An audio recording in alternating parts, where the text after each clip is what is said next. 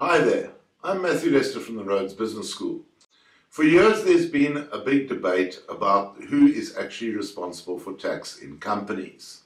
And this is escalating as the parameters of corporate governance escalate.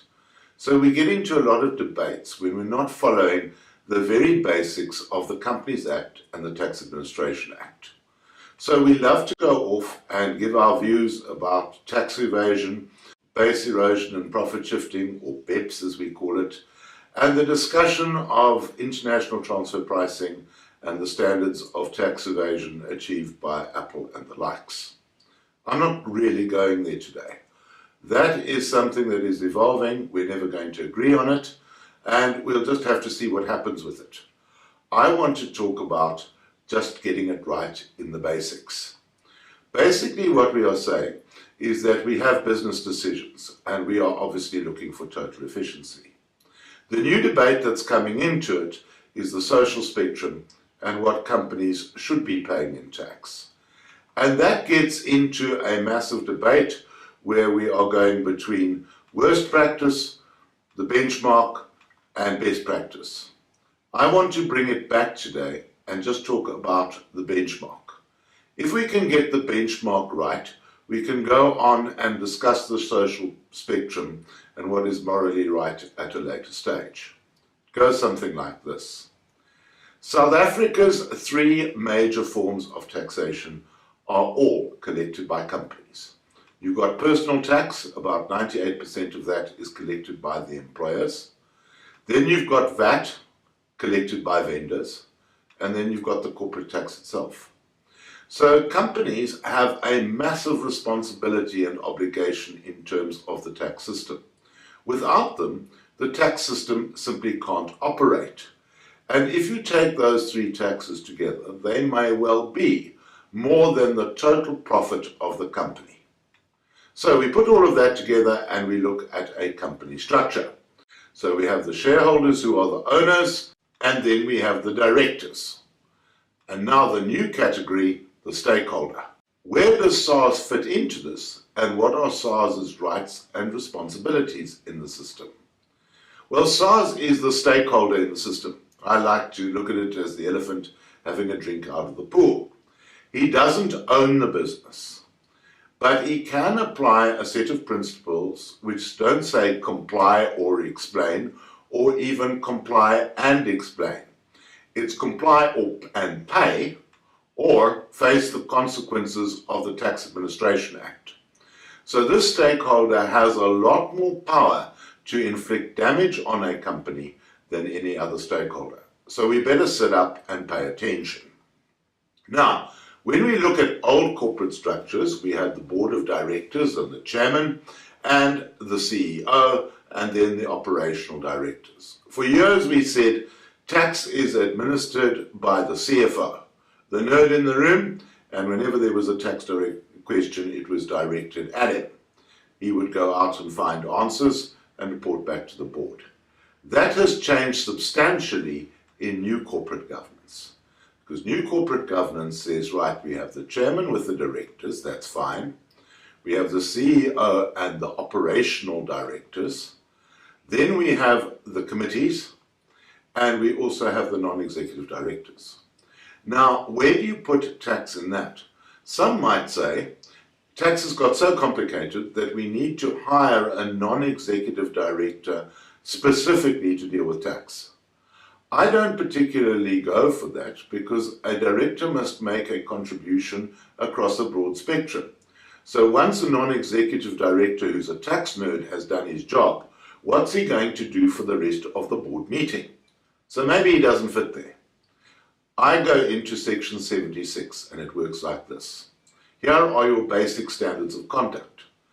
A director must be reasonably informed in matters concerning the company and must have a rational basis for believing that he acted in the best interests of the company. Now that's a massive change from where we were with tax, where directors could throw up their hands and say, well, hey, I don't know, don't ask me, the financial director told me about it. That's not going to get you off the hook. But then it continues. The Act says, in discharging his duties, a director is entitled to rely on the performance of other persons whom the board is entitled to and has delegated authority. And then that is expanded. A director may rely on information, opinions, recommendations, reports, statements, etc., prepared by reliable and competent employees, legal counsel, accountants, professional persons, and more. They can also pay for that. So we are saying a director can't turn his back on taxes. He has to facilitate that he has made an informed decision. So we now take that and we say, we better be careful here, because when one comes to liability of directors, we see that failure to act in the best interests of the company may leave a director personally liable for the losses sustained by the company. And that is expanded further, where we get failure to act with due care and skill and diligence that might reasonably have been expected of a person in a similar position and with the same knowledge and experience and skill as a director. Now you have to take that provision and say, I can't duck this one. I've got to get enough knowledge to make a proper tax decision. So let's see how it works. There's the new structure that we have in companies today, with our non-executive directors, our board committees, and our operational directors all sitting under the chairman. Now, where do we put tax? Do we say, do we go out and get a tax nerd? No, you don't have to do that. We have to facilitate something. So here's my primary suggestion. Break the tax function into two: tax compliance and tax risk. And what we are saying, getting all the information together for SARS, that can be done within the internal audit function. It's just information. Our responsibility is to get that information and have it ready for SARS to inspect if they want to. When we get into the exciting stuff about tax planning and tax disputes, that's where it gets risky. So that's where we put it under the risk committee. So we break it into two functions. On the compliance side, we say our responsibility is to maintain proper books and records, get an audit trail going that SARS can follow, and prepare and submit the tax returns, facilitate payment and refunds. And now there's a new development. If you are a multinational and there's transfer pricing to consider, that you might have to create a transfer pricing master file. What we have to do is look at the basic structure for submission of returns contained in the Tax Administration Act. I'm going to call that TAA as we go along with this thing. So we say SARS can call for the payment, for the rendition of tax returns. They do that by a public notice every year. They can even ask companies for third-party returns for purposes of verification. So they can carry on asking for returns as long as they want.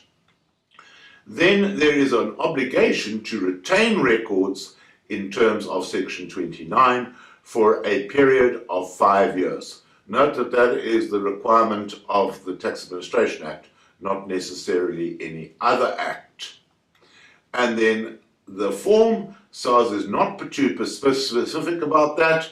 They say they must be kept in their original form in a safe place, including in electronic form, etc. So the Tax Administration Act is saying to the internal risk function, well, have your records ready for inspection, because I can come along and conduct an inspection. Now, when you look at inspection of records, you start with Section 31, which gives SARS the right to conduct an inspection. But there is a lot more to it than that. Okay, so what we are saying is you are obliged to keep your records ready for SARS to come and have a look at for 5 years, and if there's a dispute, you can make that even longer. However, we have to look at the overall function of National Treasury and SARS to get to the bottom of what a tax inspection is all about. So we have a parliament in terms of a constitution that appoints a president. The president then goes out and appoints the commissioner. That's something in SARS laws. Who appoints the commissioner? Can the Minister of Finance fire him? No, he's actually appointed by the state president. Then the president also appoints the Minister of Finance. He appoints them both. When it comes to the job of the Minister of Finance, he must organize National Treasury, determine the laws, run them through the Portfolio Committee, and report to Parliament. The SARS function is for the Commissioner to then go out and appoint his staff. Notice that SARS staff are in two categories. They are senior tax officers, they have teeth, and tax officers who have no teeth. All major tax decisions are made by senior tax officers. Watch out for that one. Then, of course, we have the tax ombud, who hangs around both National Treasury and SARS and reports through the Office of the Minister of Finance back to Parliament as to how laws should be changed. Right, so now it comes to the selection for verification and audit. And this is up to SARS. SARS can determine any basis they want for selecting an audit. And so often people get upset about this. They say, why is SARS picking on me? And the answer is because they can. However, if mischief is suspected, there is a way of finding out who is causing mischief by asking for a copy of your tax file and all relevant notes of SARS in terms of the Promotion of Access to Information Act. But that doesn't often happen. So, now SARS officers from the confines of their offices can say they can request the taxpayer or a person within the taxpayer's employ within a reasonable time to submit information. That is limited to what is objectively identifiable from a class of taxpayers and is limited to the records maintained by the taxpayer. You have no obligation but to submit that information. Then you must produce that information, and SARS may request that you interview the people who prepared that information. It doesn't always happen, but they can ask questions about it. Again, that can all happen within the internal audit function in collecting all of that information.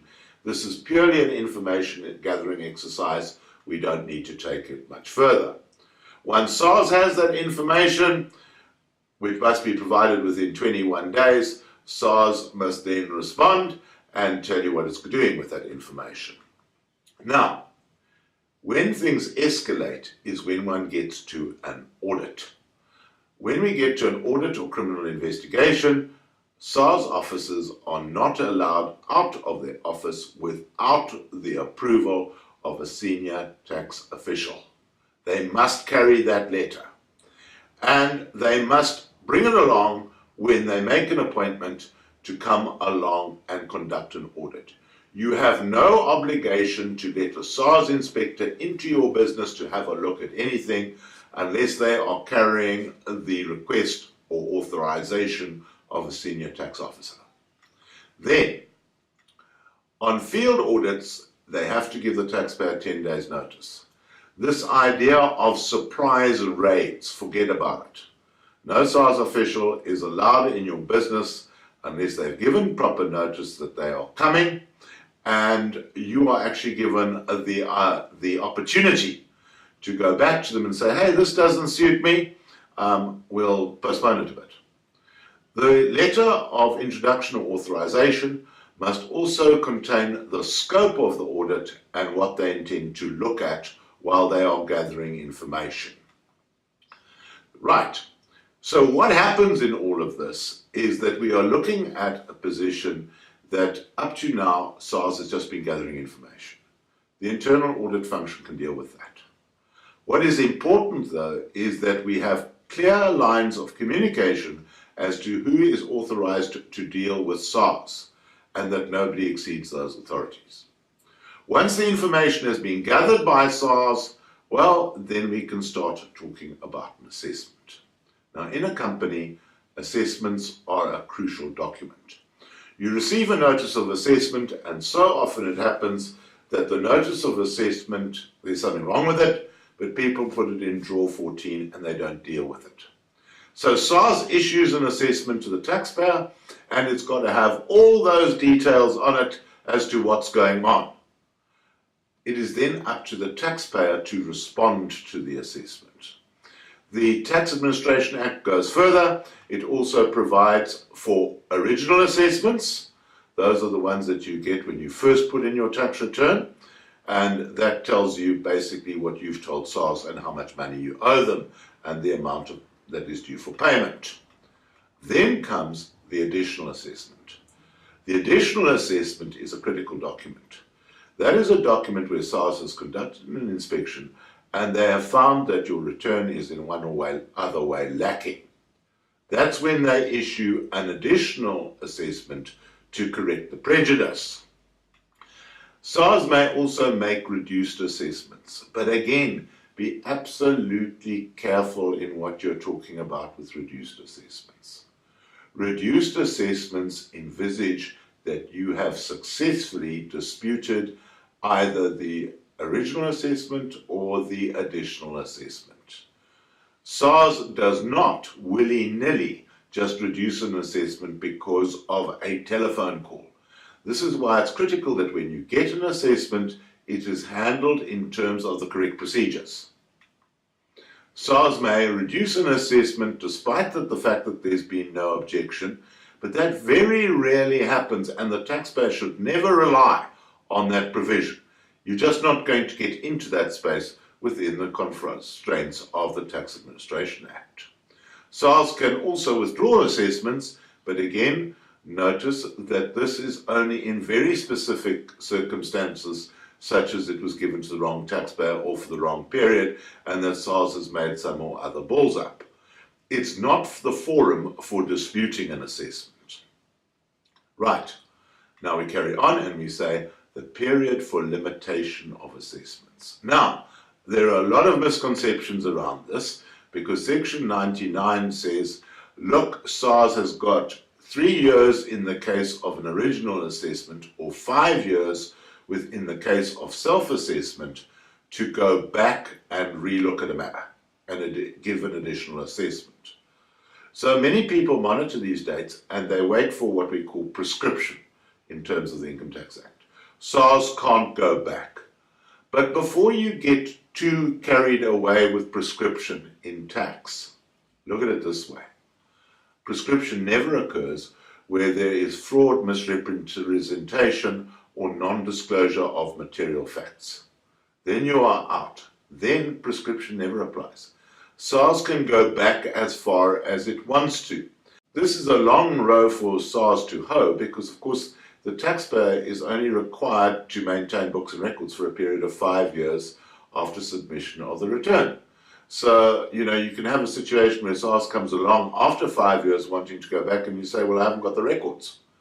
It doesn't mean that SARS doesn't have other remedies, such as estimated assessments et al. But please, the important point here is that don't bank on prescription if you haven't made full and honest disclosure. Now, critical in tax, always the risk committee has got to watch this. Finality of assessments. I've received an assessment and I do nothing. Then within a very short space of time, the assessment becomes final and binding because no objection has been received.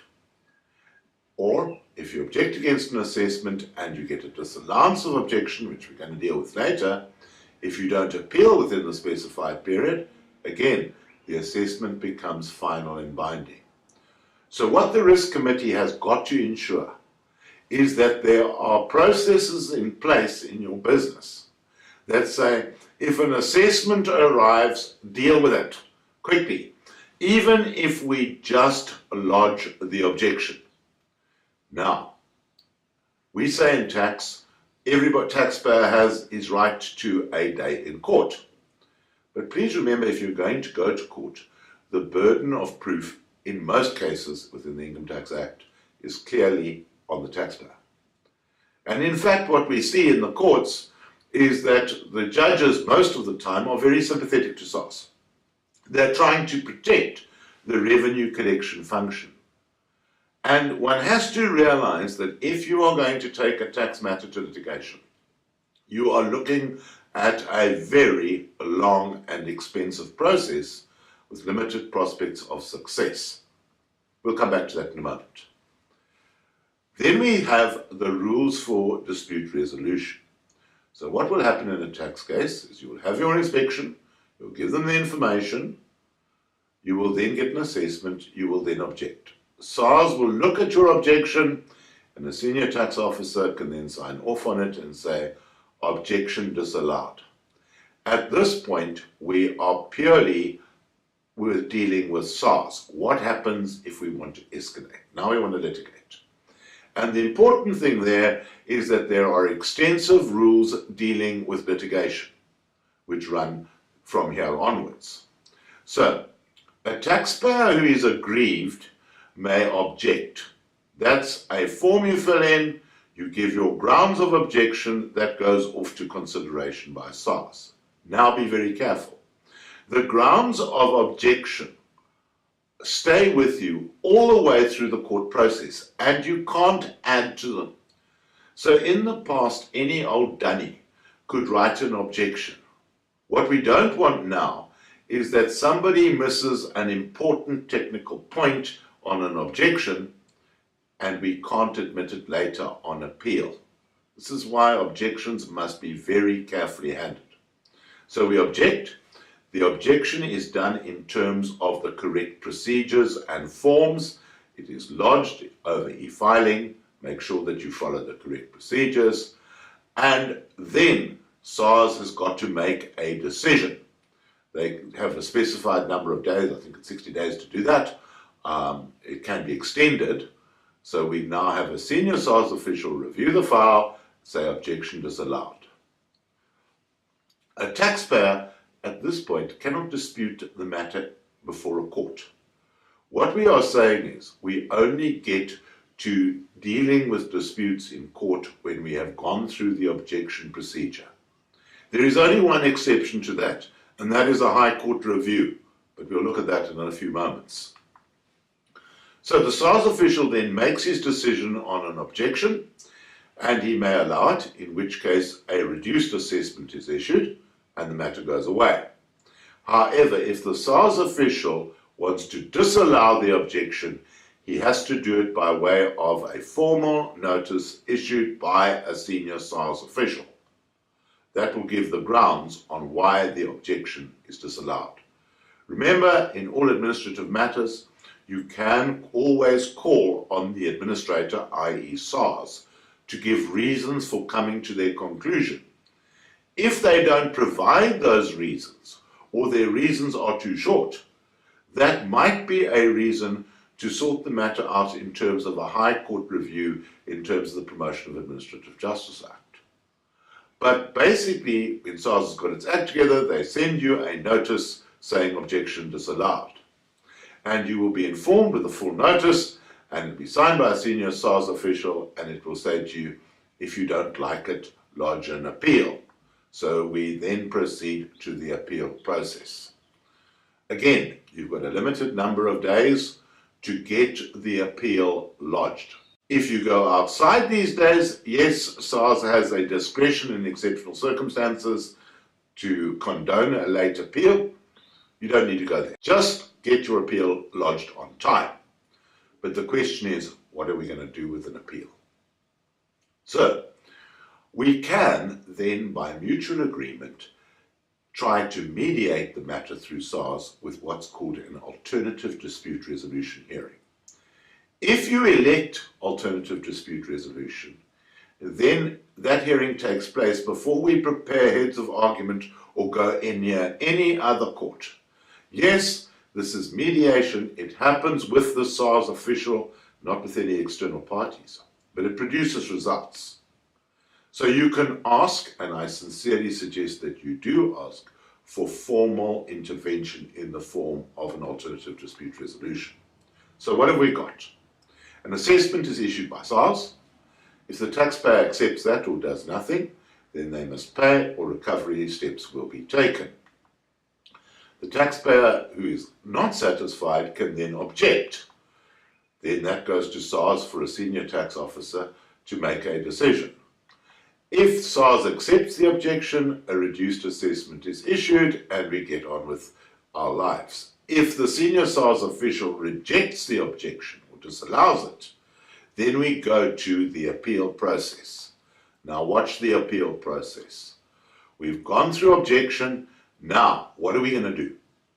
We can go to the High Court on review. Now this happens where SARS has not followed its processes properly. So on an objection, for example, if SARS has not given comprehensive reasons, you can take a High Court review in terms of the Promotion of Administrative Justice Act. And you will probably win that case pretty easily, but it doesn't make the problem go away. A High Court review merely puts everybody back to the same starting point where they were in the first place. And we go through the whole process from issuing the assessment forward. So the matter's not going to go away through a Padger review. It's a bit of a Pyrrhic victory. We can then go to the Tax Appeal Board. This is the small claims court of SARS for matters below 500,000 rand. Not many people go there because if the findings of the appeal board are in favor of the taxpayer, then SARS can simply appeal the matter to the Income Tax Special Court. Income Tax Special Court is at High Court level. We're supposed to have a judge who knows about tax, assisted by a commercial member and an accounting member. They'll hear the case. Again, expensive process to go through an income tax special court case. You're probably looking at R1 million worth of legal fees. And again, it's not going to resolve the matter because either SARS or the taxpayer, if they're unhappy about it, will then either go to the High Court or they will bypass the High Court and go to the Supreme Court of Appeal in Bloemfontein. Now, most tax cases stop there at the SCA. There are very few cases that can proceed to the Constitutional Court purely because these cases are not constitutional matters. So we generally stop at the High Court of Appeal in Bloemfontein. However, that process is going to take between 5 and 7 years to complete, and literally millions of rands in legal fees. Or to get up there and find wrong judge, wrong day, pay SARS cost, pay the assessment, pay the interest, and pay the penalty. When you look at that whole structure that you've got there, every risk committee has got to know this. Number one, you are playing against a staked deck. SARS will not litigate unless there is every prospect of success for SARS. Then add reverse onus. You've got to prove the case. Then add the judges being sympathetic to the protection of the revenue collection function. And you've got to ask yourself, are you going to win after all of these costs in going all the way to the SCA as so many taxpayers want to do? You're playing against a staked deck. Now this is where one says, hang on, instead of going through this whole process, maybe my last hope is to mediate the matter. And that is through alternative dispute resolution. This is where we get the objection has been disallowed and we tick the box requesting ADR on the tax return. And we go off and have a haggle with SARS. Now the difference between ADR and the courts is a subtle one, but it's absolutely important. No court has got the right to vary an assessment. They can either say assessment confirmed or assessment withdrawn by SARS. They can't find a middle space. The middle space can only be dealt with in ADR, where we have a complete haggle. Recently, I think it was 2011, we had the case of CSARS versus NWK, where the taxpayer must have clearly believed that he was due his day in court, so he went all the way to SCA and came across Lewis J.A., as she then was, who gave them the Right Act and dismissed the whole thing, threw them out. They had to pay tax, penalties, interest, and SARS's legal costs, a massive cost to NWK. People have argued what Lewis's judgment says and all sorts of technical stuff about whether this extends the parameters of tax planning. What is more important is what were the governance aspects of it. Surely the directors should have been looking at this case and said, why is SARS litigating this? If, as so many academics have said, Lewis might have gone a bit bonkers in the judgment, but the decision was correct, it was obvious they were going to lose. Why did they litigate and waste all that money? Why didn't they concede earlier or go to ADR and try and haggle out the SARS? And this is what companies must do. When you are in a position of being on appeal, let's try this ADR thing out. Now, look at the words behind ADR. It says, ADR comes into play where circumstances may require that the strictness and rigidities of the basic principles of the Act be tempered. In other words, let's come to a straight haggled settlement. ADR is initiated by the taxpayer. You do that on your appeal. You say, I want to try this procedure as a last resort. But you must identify the circumstances where there is an ADR settlement. If the taxpayer has no case, SARS is not going to allow ADR. They're simply going to say, I don't have scope within the Tax Administration Act to help you. What is important is that you must identify that the Commissioner must find a reason to go into ADR, and that is generally either to save costs of litigation, or the case is problematic or unsuitable for litigation, or the participants are in a grand scheme which we want to get settled for everybody in a cost-effective manner. So SARS has to look at that, and you might have to motivate why your case must be held in ADR. That's the important part. Then we have an argument with SARS, it's a straight haggle, and we have to produce all our relevant facts and come to an agreement with the committee on a number. It can be any number justifiable to SARS as to what the settlement may be.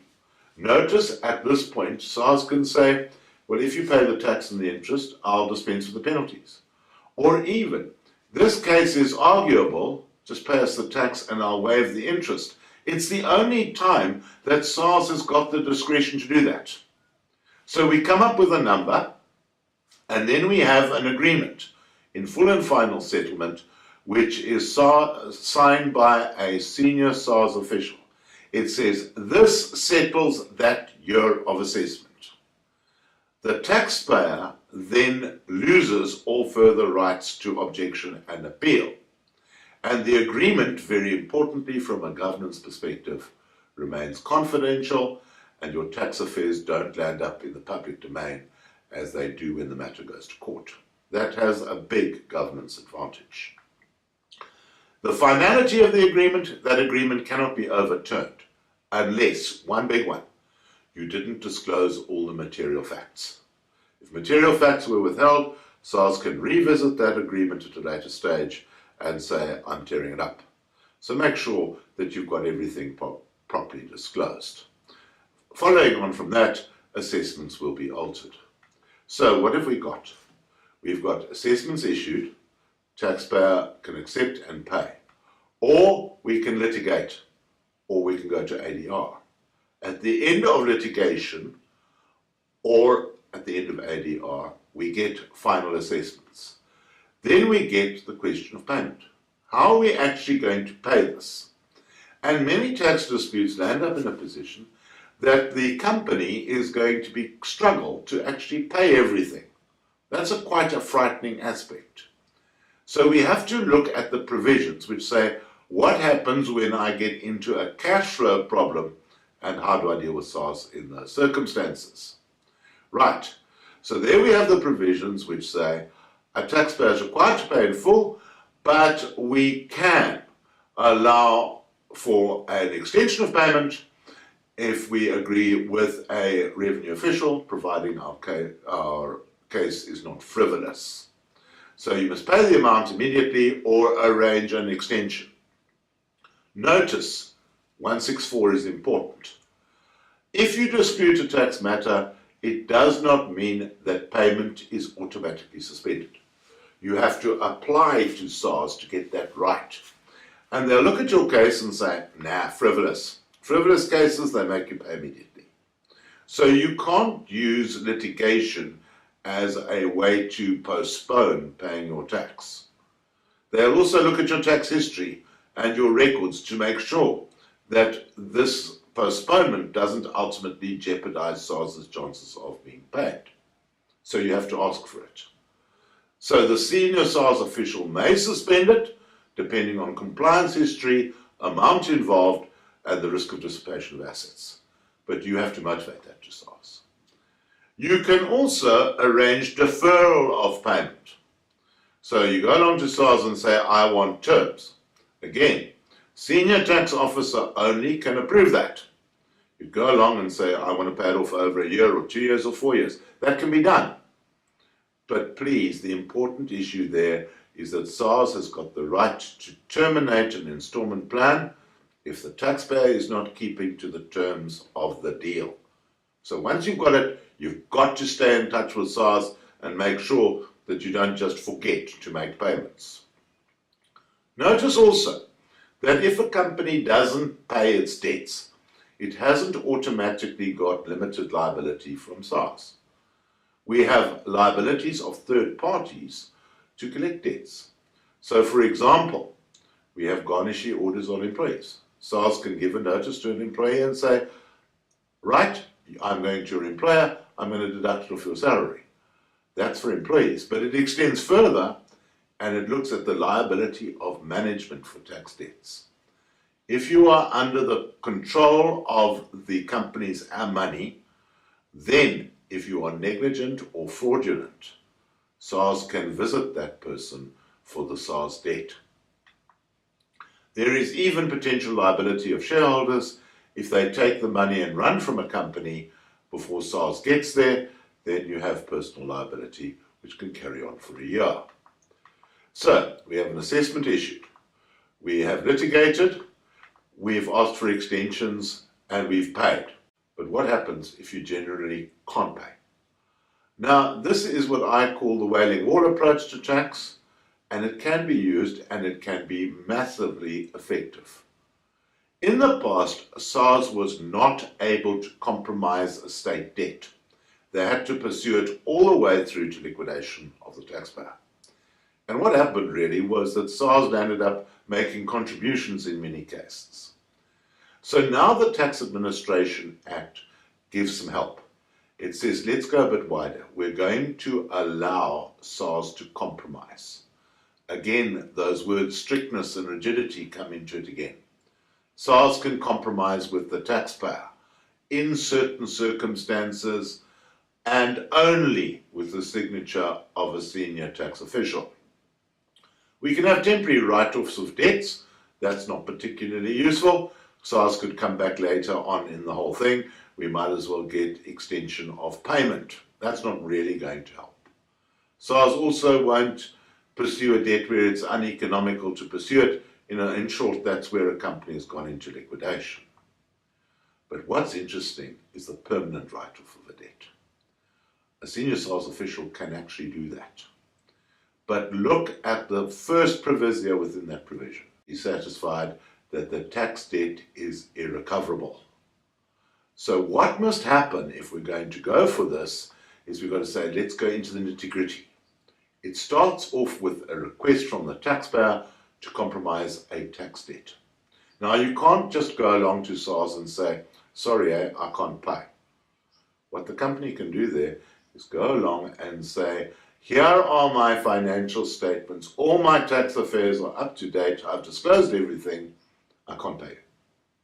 And from those figures, it should be quite obvious that the company cannot pay its debt. So you have to motivate. You can't pay the debt. Then a SARS official cannot, this is important, compromise with the company unless its tax affairs are completely up to date. But a compromise can happen provided we have not initiated liquidation proceedings, and providing it is not to the prejudice of other creditors, and providing that SARS has not first explored, where there is a right of recovery against the directors in person, as discussed earlier in this presentation. So, what can happen is we can come to a number. How do we do that? Well, first you have to show that you're financially distressed. What's the easiest way to show that you've got financial distress? You put the company into business rescue proceedings. SARS can't set that aside without going to the High Court, and they're unlikely to do it. So, we pass a resolution of the Board of Directors to put the company into business rescue. We appoint a business rescue practitioner, and he gets a plan which he takes to SARS and the creditors and says, how about it? If everybody agrees and we haven't gone into liquidation, then SARS can compromise. And that compromise will be final and binding unless two things. One, you fail to disclose material facts, or two, that you have failed to comply with the agreement for the amount that you've agreed to pay. But if you don't do those things, the compromise is valid. So what has this presentation been all about? The important thing in tax today is not necessarily the old tax technical cases. Tax 101 used to be started off with Later Khan was a wine farmer. We were speaking about accrual of income and that sort of stuff. Forget it, we know about that now. What's important today in the start of your governance in tax is to get the administration right. To follow the rules that are set down in the Tax Administration Act and the Companies Act. So what we do is we say, getting all the numbers together, that we discuss with the Internal Audit Committee to create the audit trail and the reports that SARS needs to conduct its field audits. Then field audits are conducted amicably without problems. We give SARS that information. The matter then escalates up to the Tax Risk Committee when we get to a dispute. When we get to a dispute, there are all of these rules that we've gone through here that have to be observed very strictly to make sure that we are conducting the disputes correctly. That way, you might get away with your shirt off. But there are so many cases where people don't follow the basic rules of a tax dispute. And that's where they land themselves so unnecessarily in hot water. I'm Matthew Lester at the Rhodes Business School. Thank you for your attention.